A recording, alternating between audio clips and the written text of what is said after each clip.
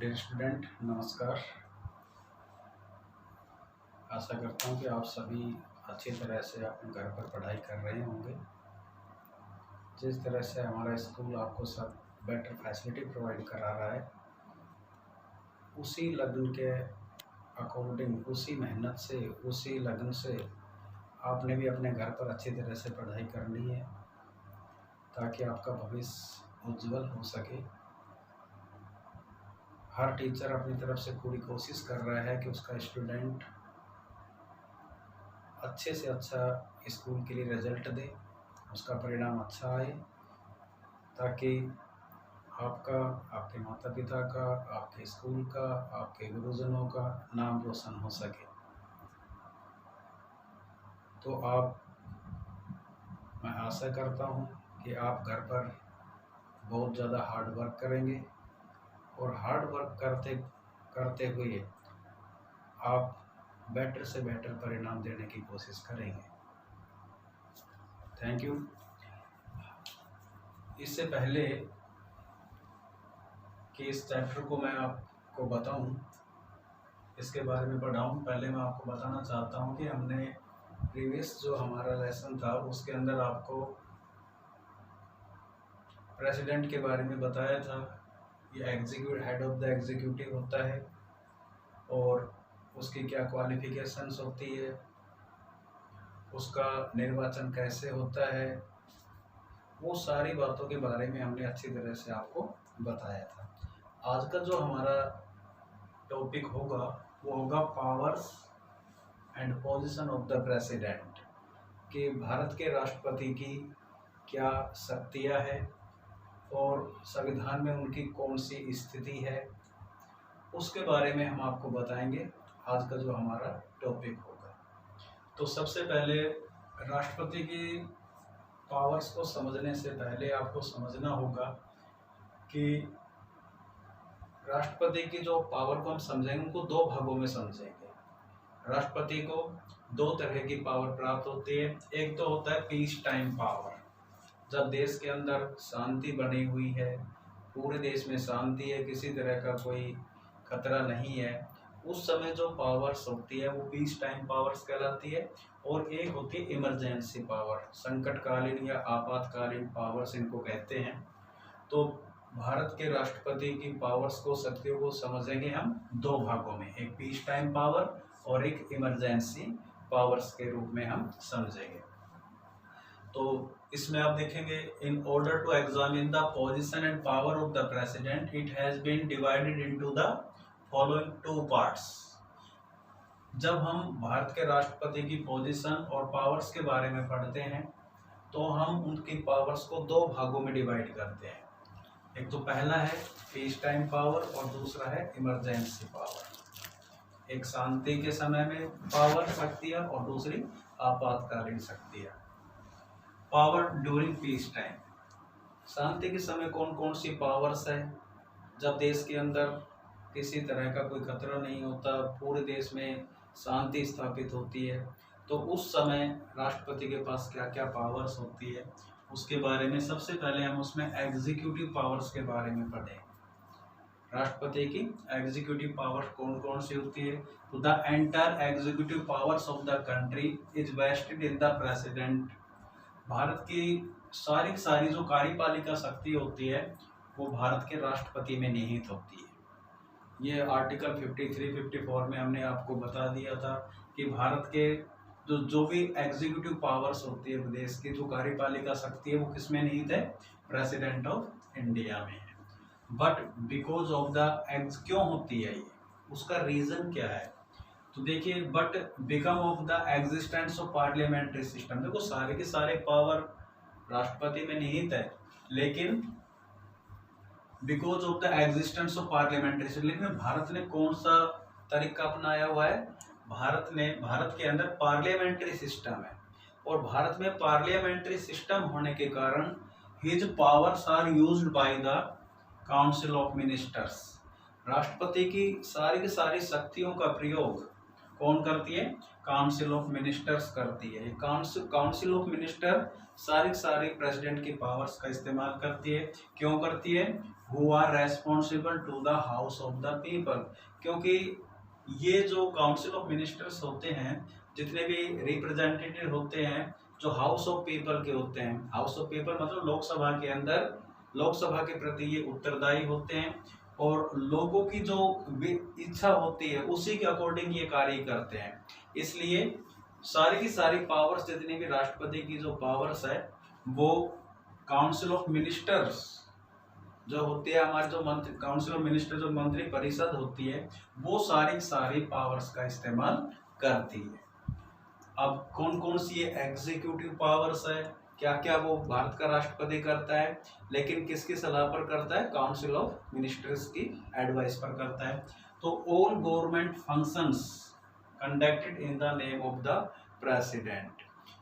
देश के अंदर जितने भी सरकारी कार्य होते हैं, जितने भी सरकारी काम होंगे देश के अंदर, वो सारे राष्ट्रपति के नाम से होते हैं। जो भी prime minister and their council जितने भी वर्क करते, काउंसिल ऑफ मिनिस्टर जितने भी वर्क करती है, वो किसके नाम से करेगी?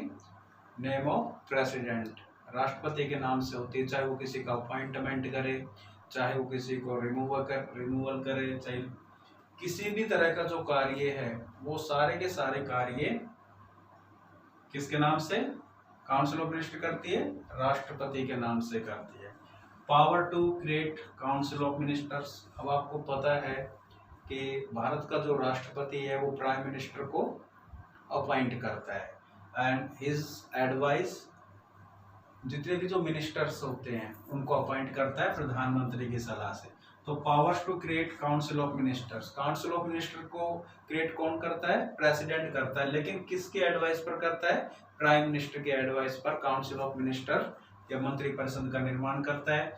प्राइम मिनिस्टर मंत्री परिषद को जो शपथ दिलाता है वो राष्ट्रपति ही दिलाता है। पावर्स ऑफ मिलिट्री, सैनिक शक्ति भी, सैनिक से संबंधित या मिलिट्री से संबंधित पावर राष्ट्रपति के पास होती है। ये मिलिट्री पावर कौन कौन सी होती है? मिलिट्री पावर के आपको सभी को पता है कि the executive head of the India, जो एग्जीक्यूटिव हेड होता है वो प्रेसिडेंट होता है, और प्रेसिडेंट सुप्रीम कमांडर होता है आर्म फोर्सेस का, चाहे वो थल सेना है, चाहे जल सेना है, या चाहे वो वायुसेना, उन सब का सुप्रीम कमांडर प्रेसिडेंट होता है। सारे के सारे जो निर्णय लेता है वो प्रेसिडेंट लेता है। ये तीनों सेनाओं का प्रमुख होता है। तो ये सैनिक संबंधी इसके पास पावर भी है।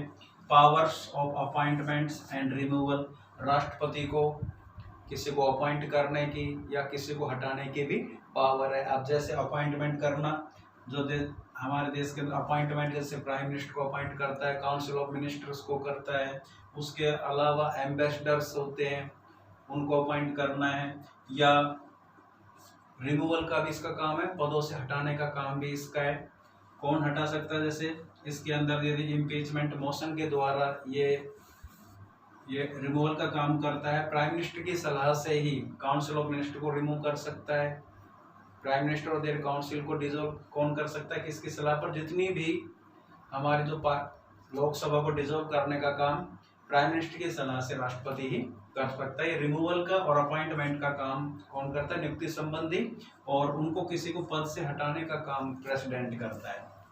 डिप्लोमेटिक रिलेशंस, कुछ कूटनीतिक संबंध है दूसरे देशों के साथ, किस तरह के भारत के संबंध होंगे, उन diplomatic relations, war and peace का डिक्लेरेशन हमारे राष्ट्रपति ही कर सकते हैं। तो वार एंड जो पीस या किसी देशों के साथ किस तरह के संबंध होंगे, वो सारे के सारे पावर किसके पास होती है? राष्ट्रपति के पास होती है। तो डिप्लोमेटिक रिलेशंस, दूसरे देशों के साथ संबंध स्थापित करना, वार एंड पीस का डिक्लेरेशन करना, किस देश के साथ क्या संधि होगी उसकी डिक्लेरेशन करना, ये सारी पावर प्रेसिडेंट के पास होती है। दूसरे प्रकार की पावर लेजिस्लेटिव पावर्स, विधायी शक्तियां हैं इसके पास। लेजिस्लेटिव पावर क्या कर सकते हैं? लेजिस्लेटिव पावर्स के अंदर राष्ट्रपति क्या कर सकता है? आपको सभी को पता है कि जब भी कोई बिल लोकसभा और राज्यसभा में से पास हो जाता है तो किसके असेंट के लिए जाता है? राष्ट्रपति के असेंट के लिए जाता, उसके जब तक उसके हस्ताक्षर नहीं होते तब तक कोई भी बिल कानून नहीं बन सकता। तो इससे लेजिस्लेटिव पावर्स भी होती है। एड्रेस एंड डिसॉल्व पार्लियामेंट, जब भी कोई नई लोकसभा का गठन होता है तो उसका जो पहला सत्र होता है उसके अंदर उसके पहले सत्र को राष्ट्रपति संबोधित करता है। और डिसॉल्व पार्लियामेंट, और पार्लियामेंट को डिसॉल्व कर सकता है किसके एडवाइस पर? एडवाइस किसकी होनी चाहिए उसके अंदर? Prime minister and their council के एडवाइस पर वो पार्लियामेंट को डिसॉल्व कर सकता है। उसके अंदर लोकसभा की बात कर रहे हैं। वैसे तो राज्यसभा परमानेंट है, उसको नहीं कर सकता, लेकिन लोकसभा को डिसॉल्व करना किसकी सलाह पर? Prime minister and their council of ministers की एडवाइस पर राष्ट्रपति पार्लियामेंट को भी डिसॉल्व कर सकता है। Nominates the member of the Anglo Indian community, यदि एडिक्वेट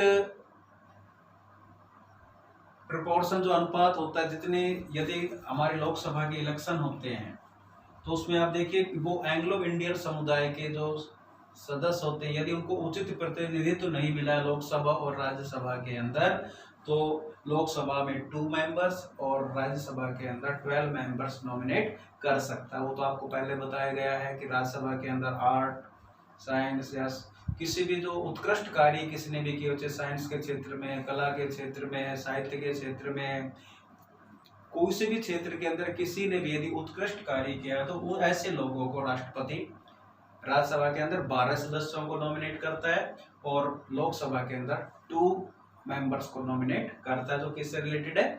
एंग्लो इंडियन कम्युनिटीज। यदि उनका उचित प्रतिनिधित्व नहीं हुआ है तो ही वो कर सकता, अदरवाइज नहीं कर सकता।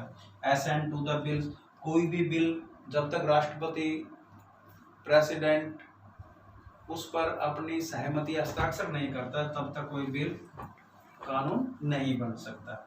ऑर्डिनेंसेस की बात करें, अध्यादेश जारी करता है जब भी कोई संसद का सत्र नहीं चल रहा हो, और जब संसद का सत्र नहीं चल रहा हो, सेशन नहीं चल रहा हो और देश को किसी कानून की आवश्यकता होती है तो राष्ट्रपति ऑर्डिनेंस जारी करता है। और जब ऑर्डिनेंस जारी करने के बाद जब भी कभी संसद का सेशन शुरू होगा तो उस ऑर्डिनेंस के द्वारा ही शासन चलाया जाता है और संसद के अंदर उसको प्रूव कर दिया जाता है, ऑर्डिनेंस से कानून बन जाता है। जब कब ऑर्डिनेंस कब जारी करता है? जब पार्लियामेंट का कोई सेशन नहीं चल रहा हो। इसी तरह से जुडिशियल पावर्स होती है प्रेसिडेंट के पास। जुडिशियल पावर भी वो अपॉइंटमेंट करता है जजेस of the high court and supreme court. अब देखो जुडिशियल पावर है, वो जुडिशियल पावर भी क्या करता है? सुप्रीम कोर्ट या हाई कोर्ट के जो जज है उनको अपॉइंटमेंट का काम कौन करता है? राष्ट्रपति करता है। इसी तरह से पार्डन का काम, क्षमा की माफी भी दे सकता है। यदि किसी व्यक्ति को मृत्युदंड दिया गया है किसी कारण से तो राष्ट्रपति को इतनी पावर है, क्योंकि हेड ऑफ द एग्जीक्यूटिव है, तो वो किसी भी व्यक्ति की मृत्यु दंड जो दिया गया है उसकी सजा को कम कर सकता है और माफ भी कर सकता है। एंड अब अगली जो हम पावर्स के बारे में बताएंगे, ये तो सारे पावर पीस टाइम के अंदर है। इसी तरह से इमरजेंसी पावर्स होती है। तो इंडियन जो प्रेसिडेंट होता है उसके पास पावर है, इमरजेंसी पावर है। वो आर्टिकल 352, 356 और 360 के बारे में हम आपको बताएंगे। तो the president has the right to declare emergency in the country. राष्ट्रपति के पास यह अधिकार है कि वो देश के अंदर संकट काल की घोषणा कर सकता है अंडर द फॉलोइंग 3 कंडीशन। ये 3 शर्तें बहुत जरूरी है। ये 3 शर्तें क्या? इन्हीं 3 शर्तों के अंडर में ही के अंतर्गत ही राष्ट्रपति देश के अंदर इमरजेंसी लागू कर सकता है।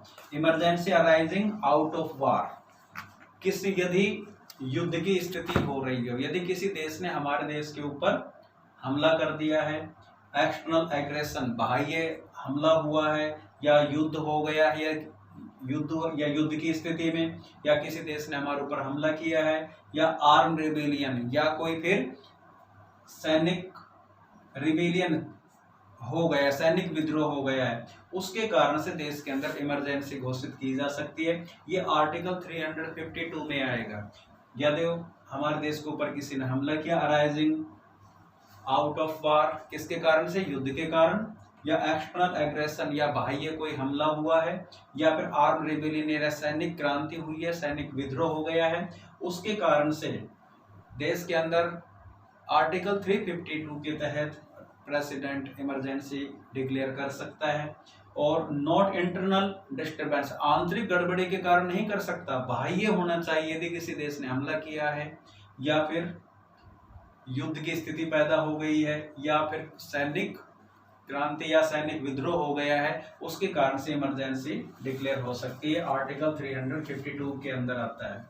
उसके आगे emergency due to failure of constitution machinery, यदि संवैधानिक तंत्र हमारे देश के अंदर विफल हो चुका है, राज्यों के अंदर स्टेट हमारे देश के अंदर यदि कॉन्स्टिट्यूशनल जो सिस्टम है वो फेलियर हो गया, वो जो संवैधानिक तंत्र विफल हो चुका है, तो देश के अंदर इमरजेंसी डिक्लेयर की जा सकती है आर्टिकल 356 के तहत। ये आर्टिकल कौन सा है? 356 है। इसी तरह से आर्टिकल 360 है, emergency due to economic crisis, यदि देश के अंदर आर्थिक संकट पैदा हो गया या और account of a threat to finance stability of India, और देश के अंदर वित्तीय अस्थिरता पैदा हो गई है, तो आर्टिकल 360 के तहत हम देश के अंदर हमारा जो प्रेसिडेंट है वो देश के अंदर इमरजेंसी डिक्लेयर कर सकता है। तो ये दो तरह की पावर्स इंडियन प्रेसिडेंट के पास होती है, उसमें पहले पीस टाइम के अंदर और दूसरी है इमरजेंसी पावर्स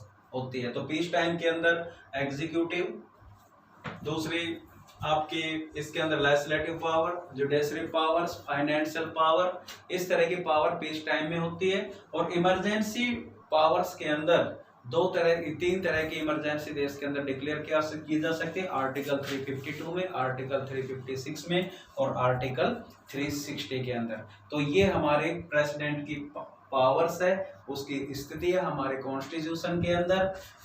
आगे जो हम आपको बताएंगे वो प्राइम मिनिस्टर्स के बारे में बताएंगे। Thank you.